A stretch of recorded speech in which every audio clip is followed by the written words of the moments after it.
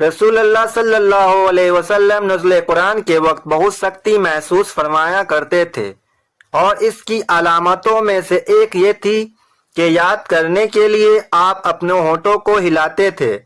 ابن عباس رضی اللہ تعالی عنہ نے کہا، میں اپنے ہونٹوں کو ہلاتا ہوں جس طرح آپ ہلاتے تھے۔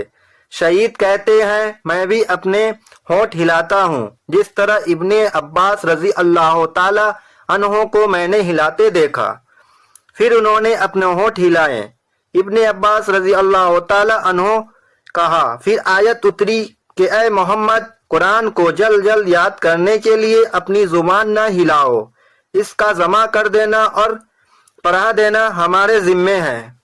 حضرت ابن عباس رضی اللہ تعالی عنہ کہتے ہیں، یعنی قرآن آپ صلی اللہ علیہ وسلم کے دل میں جمع دینا اور پڑھا دینا ہمارے ذمے ہے۔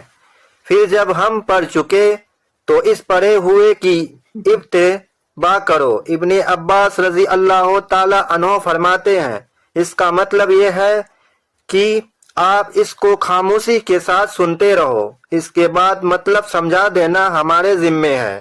پھر یقیناً یہ ہماری ذمہ داری ہے کہ آپ اس کو پڑھو، یعنی اس کو محفوظ کر سکو۔